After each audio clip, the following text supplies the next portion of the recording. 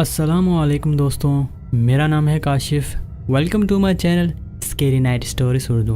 दोस्तों, आज के एपिसोड में मैं आपके लिए लाया हूँ 3 खौफनाक हॉरर स्टोरीज। अगर आप हमारे चैनल पर नए हैं तो सबसे पहले हमारे चैनल को सब्सक्राइब करें। तो चलिए दोस्तों, बिना किसी टाइम वेस्ट किए इस कहानी को शुरू करते हैं। ये पिछले साल की कहानी है। मैं अपने बेस्ट फ्रेंड के घर पर था। मैं उसके घर की रखवाली कर रहा था क्योंकि मेरा दोस्त और उसकी फैमिली कहीं दूर ट्रिप पर बाहर गए थे और उन्होंने मुझे अपनी घर की रखवाली के लिए कहा था क्योंकि उनके घर में कुछ पालतू छिपकलियां थीं और कुछ मछलियां भी जिन्हें खाना देना ज़रूरी था और कुछ पौधे भी थे जिन्हें पानी देना भी ज़रूरी था। मैं उनके घर की रखवाली करने को फौरन मान गया क्योंकि उनका घर बहुत ही शानदार था। मेरे घर से तो काफ़ी अच्छा था।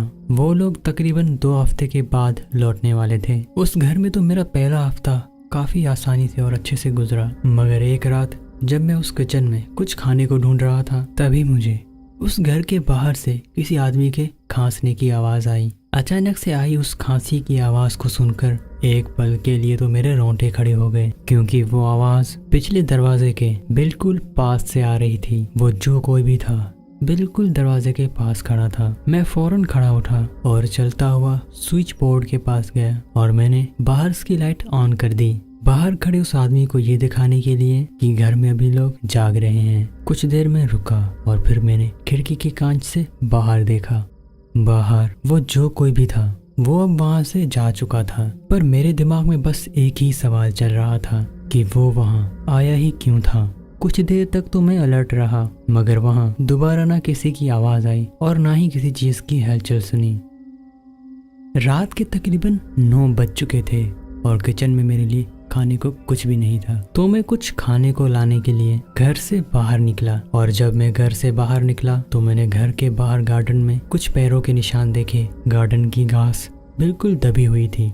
ऐसा लग रहा था मानो जैसे घर के करीब कोई अभी भी आया हो। मैंने उन पैरों का पीछा किया और देखा वो पैरों के निशान उस घर के पीछे वाले दरवाजे की तरफ गए थे और उसके बाद वो पैरों के निशान सड़क की तरफ चले गए। खैर, मैं अपनी कार में बैठा और खाना लेने के लिए वहां से चला गया। जब मैं कार ड्राइव कर रहा था मेरे दिमाग में वही पैरों के निशान चल रहे थे कि आखिर वो कौन था जो घर के करीब आया था और वहां से चला गया। मुझे समझ नहीं आ रहा था कि कोई ऐसा क्यों करेगा। क्या वो चोरी करने के लिए आया था या सिर्फ वो ये देखने के लिए आया था कि उस घर में कौन कौन है। जब मैं बाजार से खाने का सामान लेकर घर वापस लौटा तो मैंने एक बार फिर से घर के गार्डन में आसपास देखा कि कहीं कोई नए पैरों के निशान तो नहीं लगे हुए, लेकिन वहाँ कुछ भी नहीं था। अच्छी तरह से तसल्ली करने के बाद मैं घर के अंदर आया और सोफे पर बैठकर टीवी देखने लगा। तकरीबन 1 घंटे तक टीवी देखने के बाद अब मुझे नींद आने लगी थी, तो मैं उठा और सीधा बेडरूम में गया। बेड पर बैठकर कुछ देर में अपना फोन यूज करने लगा। अभी मुझे लेटे हुए कुछ ही देर हुई थी, तभी अचानक मुझे बाहर से कुछ आवाज आई। कोई घर के सामने गार्डन में चल रहा था। वो जो कोई भी था वो चलता हुआ दरवाजे के सामने आया और उसके बाद चलता हुआ पीछे के दरवाजे की तरफ चला गया। मैं फौरन बेड से नीचे उतरा और अलर्ट होकर खड़ा हो गया और तभी मुझे पीछे के दरवाजे के हैंडल के घूमने की आवाज आई। कोई उसे बाहर से खोलने की कोशिश कर रहा था। मैं फौरन कमरे से बाहर निकला और सीढ़ियों से नीचे उतरकर बाहर की लाइट्स ऑन कर दी। लाइट्स के ऑन करते ही वो हैंडल की आवाज आना बंद हो गई। वो आदमी जो दरवाजे पर खड़ा था वो अचानक से रुक गया। मैं धीरे धीरे खिड़की की तरफ गया और खिड़की का पर्दा हटाकर धीरे से बाहर की तरफ देखने लगा, लेकिन वहां पर कोई भी नहीं था। अब मुझे डर लगने लगा। मन में अजीब अजीब से ख्याल आने लगे और तभी अचानक एक जोरदार आवाज के साथ लिविंग रूम की खिड़की के कांच के टुकड़े मुझे हवा में उड़ते हुए नजर आए। किसी ने बाहर से खिड़की को तोड़ डाला था। जहां पर मैं खड़ा था वहां से वो टूटी हुई खिड़की बिल्कुल नजर नहीं आ रही थी और खिड़की पे खड़े आदमी को मैं देख नहीं सकता था। मैं इतना डर गया था कि डर के मारे मैं दौड़ता हुआ सीढ़ियों से ऊपर बेडरूम की तरफ भागा और मुझे फिर से किसी के खांसने की आवाज सुनाई दी और कांच के चरमराने की आवाज। ऐसा लग रहा था कि बाहर खड़ा वो आदमी अब घर के अंदर आ चुका है और उन कांच के टूटे हुए टुकड़ों के ऊपर चल रहा है।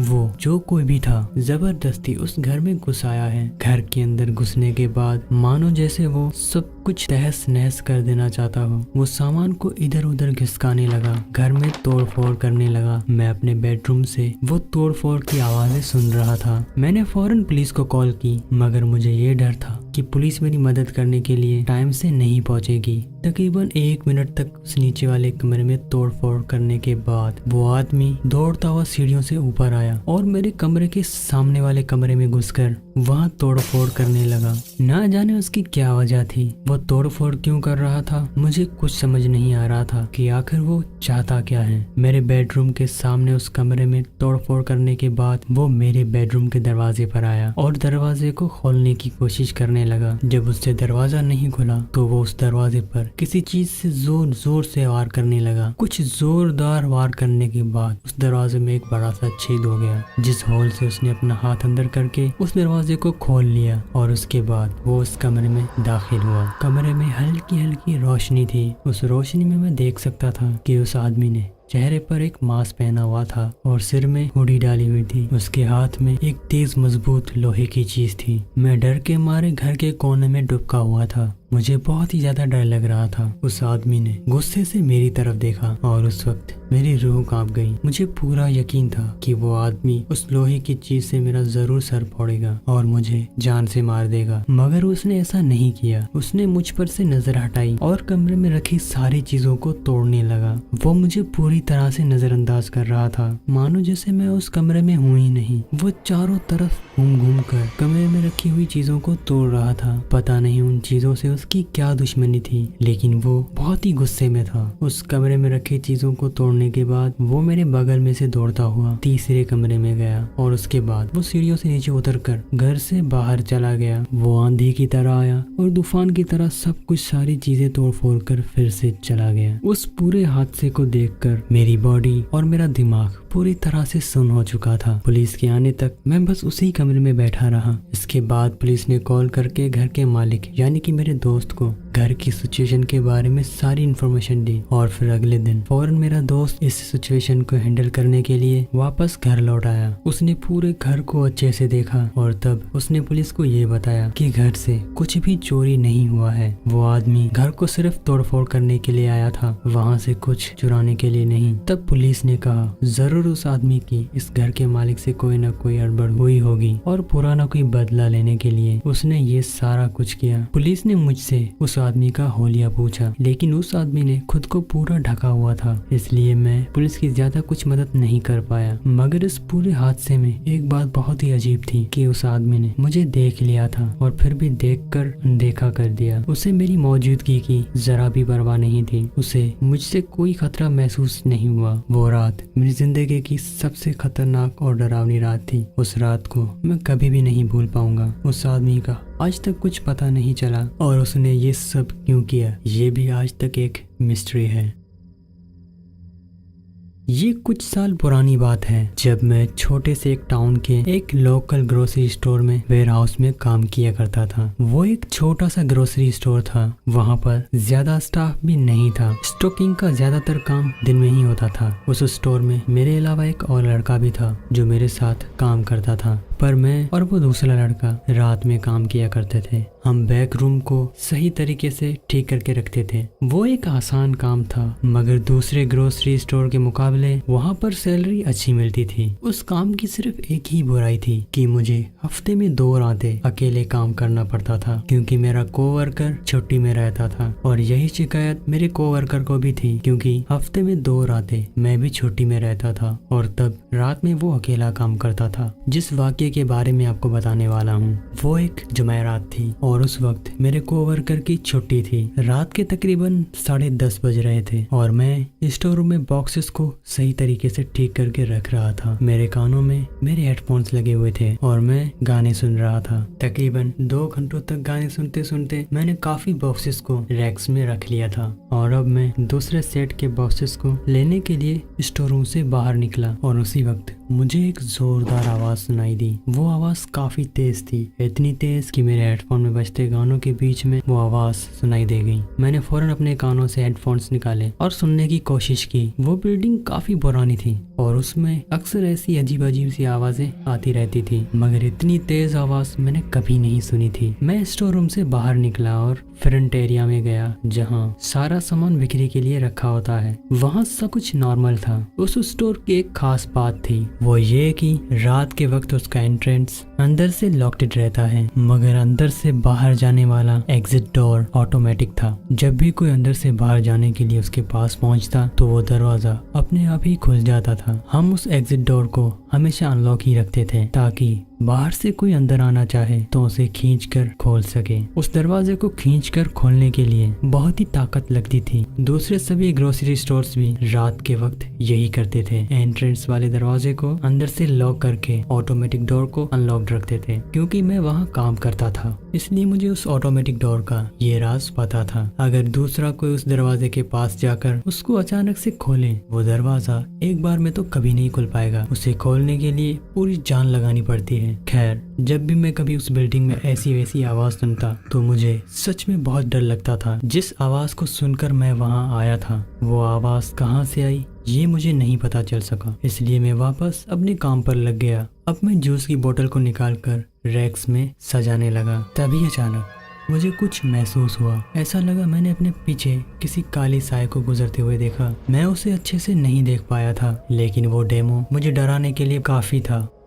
मैंने एक बार फिर से अपने कानों से एयरफोन्स निकाले और भागता हुआ फ्रंट एरिया में गया जहां वो मुझे चलता हुआ दिखाई दिया, मगर अभी वहां पर कोई भी नहीं था। मैंने फ्रंट एरिया के हर एक हिस्से को अच्छी तरह से देखा, लेकिन मुझे पूरा यकीन था मैंने किसी को वहां पर देखा था, मगर अब मानो जैसे वो गायब हो गया हो। मैं भागता हुआ स्टोर रूम में गया। मुझे लगा कि वो मुझे वहां जरूर दिखाई देगा, मगर स्टोर रूम में भी कोई नहीं था। अब मुझे लग रहा था कि मैं डरा हुआ हूँ, इसलिए मेरा दिमाग चीजें इमेजिन कर रहा है, लेकिन पूरी रात मेरे दिमाग में वही सब कुछ घूम रहा था। मैं बार बार पलट पलट कर अपने पास देख रहा था। मुझे ऐसा लग रहा था कि शायद वहाँ पर कोई है। उस रात मुझे दूसरी भी कई और आवाजें सुनाई दी, मगर चेक करने पर मुझे वहाँ पर कुछ नहीं मिलता। वो सच में एक अजीब और खौफनाक रात थी। अगली रात जब मेरा कोवर्कर वापस अपने काम पर आया तो मैंने उसको सारा वाकया सुनाया। तब उसने कहा कि सिक्योरिटीज कैमरा को चेक कर लेते हैं। मेरा कोवर्कर ओवरनाइट मैनेजर था, इसीलिए उसके पास सिक्योरिटी रूम का एक्सेस था। उन दोनों ने सीसीटीवी फुटेज को चेक किया। सीसीटीवी फुटेज में शुरू में तो सब कुछ नॉर्मल दिखाई दिया, लेकिन रात के 1:30 बजे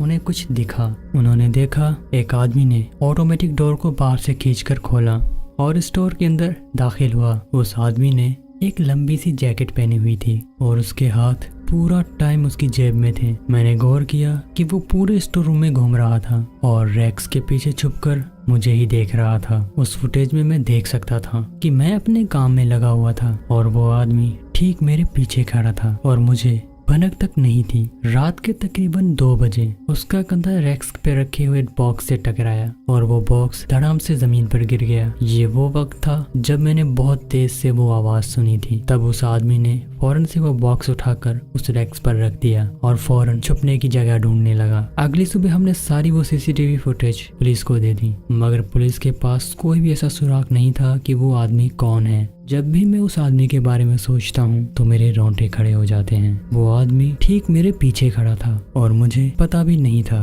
उस आदमी का हाथ उस जैकेट की जेब में था। पता नहीं उसकी जेब में क्या था। क्या उसकी जेब में कोई एक बड़ा चाकू था या फिर कोई गन, पता नहीं। पर उस रात मेरे साथ कुछ खतरनाक हो सकता था। शायद मैं मर भी सकता था। ये वाकया आज से 7 साल पुराना है। उस वक्त मैं एक रेस्टोरेंट में काम करती थी। वैसे नॉर्मली मेरे साथ मेरी कोवर्कर भी हुआ करती थी, लेकिन उस रात वो छुट्टी पर थी। वो रेस्टोरेंट रात 10 बजे बंद होता था, मगर साफ सफाई और बाकी काम करने में मुझे तकरीबन रात के 12 बज जाते थे। मैं उसके बाद ही अपने घर जा सकती थी। उस रात भी रेस्टोरेंट 10 बजे बंद हो गया और मैं बाकी की साफ सफाई में लग गई। सबसे पहले मैंने डाइनिंग एरिया की सफाई की और वहाँ की कुर्सी और मेजों को अपनी अपनी जगह पर लगाया। उसके बाद मैं किचन एरिया में जाके साफ सफाई करने लगी। मुझे अभी कुछ ही देर हुई थी कि मुझे बाहर रेस्टोरेंट के एक दस्तक सुनाई दी। मैंने किचन एरिया का दरवाजा खोलकर बाहर देखा तो मैंने देखा कि रेस्टोरेंट के दरवाजे पर एक आदमी खड़ा था। उसने चेहरे पर मास्क लगाया हुआ था और सिर पर हुडी पहना हुआ था। मैं उस रेस्टोरेंट के दरवाजे पर गई और उस आदमी को देखा। मुझे सिर्फ उसकी आंखें दिखाई दे रही थी। मैंने बिना दरवाजा खोले उससे कहा, हे, रेस्टोरेंट बंद हो चुका है, अब तुम कल आना। मगर वो आदमी वहीं पर ही खड़ा रहा, मानो जैसे उसने मेरी बात को सुना ही ना हो। मैंने उसे एक बार फिर से कहा, हे जाओ यहाँ से, रेस्टोरेंट बंद हो चुका है। मगर वो वैसे का वैसा ही खड़ा रहा। वो आदमी काफी अजीब था, पर रेस्टोरेंट के दरवाजे मजबूत कांच से बने हुए थे, तो मुझे कोई भी टेंशन नहीं थी। मैं वापस अपने काम में लग गई। थोड़ी देर बाद मुझे वापस से दस्तक सुनाई दी, लेकिन इस बार वो बहुत जोर जोर से दरवाजे पर मार रहा था। मैं फौरन गुस्से से किचन से बाहर निकली और रेस्टोरेंट के दरवाजे पर गई और उसे डांट कर कहा, हे तुम्हें समझ नहीं आता कि रेस्टोरेंट बंद हो चुका है? मैंने आपको कहा ना कि कल आना। इस बार वो आदमी वहां से चला गया और मैं वापस अपने काम पर लग गई। एक बार फिर से दरवाजे पर दस्तक हुई, मगर इस बार रेस्टोरेंट के सामने वाले दरवाजे पर दस्तक नहीं हो रही थी, बल्कि किचन के पीछे वाले दरवाजे पर जोर जोर से दस्तक हो रही थी। किचन का पीछे वाला दरवाजा मजबूत स्टील से बना हुआ था, मगर बाहर खड़ा वो पागल आदमी उस दरवाजे पर ऐसे मार रहा था कि उस स्टील के दरवाजे पर डेंट्स पड़ने लगे थे। मुझे लग रहा था कि ये दरवाज़ा जल्द ही टूटने वाला है, तो मैं किचन से भागकर रेस्टोरेंट के मेन डोर पर आई। मैंने मेन डोर को अंदर से अनलॉक किया और उस रेस्टोरेंट से बाहर निकल गई। बाहर निकलते ही मैंने देखा कि वो आदमी रेस्टोरेंट के अंदर घुस चुका था। अंदर घुसते ही वो सीधा कैश काउंटर पर गया, मगर कैश काउंटर लॉक था। वो उसे चाहकर भी नहीं खोल सका। फिर वो सामान को इधर से उधर फेंकने लगा और अपनी जरूरत की चीजें तलाशने लगा, मगर उसे कुछ भी नहीं मिला। मैंने फौरन पुलिस को कॉल किया और वहाँ पर जो हो रहा था उसकी इन्फॉर्मेशन दी। पुलिस फौरन वहाँ आ पहुंची, मगर तब तक वो आदमी वहाँ से जा चुका था। पुलिस ने अपनी वहाँ पर जाँच की और उन्होंने देखा रेस्टोरेंट का पिछला दरवाजा पूरी तरह से टूटा हुआ था और अंदर सामान बिखरा हुआ था। कैश काउंटर एकदम सलामत था, लेकिन काउंटर के ऊपर रखा हुआ डोनेशन बॉक्स वो आदमी उठाकर ले गया था। लेकिन वहाँ पर पुलिस को एक बड़ा चाकू भी मिला। पुलिस ने मुझसे उस बड़े चाकू के बारे में पूछा, तब मैंने उन्हें बताया कि ये चाकू इस रेस्टोरेंट का नहीं है। तब पुलिस ने बताया कि ये चाकू उसी आदमी का होगा, क्योंकि ऐसे चाकू क्रिमिनल्स के पास होते हैं। गलती से उसे ये चाकू यहीं पर रह गया। पुलिस ने कहा कि जल्द से वो उस आदमी को पकड़ लेंगे और मुझे दिलासा देकर वो लोग वहाँ से चले गए। उसके बाद मैंने रेस्टोरेंट को ताला लगाया और अपने घर चली गई। घर पहुंचकर मैं उस आदमी के बारे में यही सोच रही थी कि अगर मैंने उस आदमी के लिए रेस्टोरेंट का दरवाजा खोल दिया होता तो अंदर आकर न जाने वो मेरे साथ क्या करता। शायद उस चाकू के बल पर वो मुझसे कैश काउंटर खुलवाता, या शायद वो उस चाकू से मुझे मार डालता। जब भी मैं ये सोचती हूँ मेरी रूह कांपने लगती है और इसी वजह से मुझे आज तक नाइट शिफ्ट से बहुत डर लगता है। दोस्तों, मुझे उम्मीद है कि आज की ये 3 कहानी आपको पसंद आई होगी। अगर पसंद है तो लाइक वीडियो को लाजमी से कर दीजिएगा, और अगर आप लोगों ने चैनल नहीं सब्सक्राइब किया तो उसको भी सब्सक्राइब जरूर से कीजिएगा। मेरे चैनल पर ऐसी बहुत सारी इंटरेस्टिंग कहानियाँ पड़ी हुई हैं, आप लोग उन्हें भी जरूर सुनिएगा। मुझे और इन कहानियों को यहाँ तक सुनने के लिए आप सभी लोगों का शुक्रिया। मिलते हैं अगली वीडियो में। Thanks for watching. Allah Hafiz.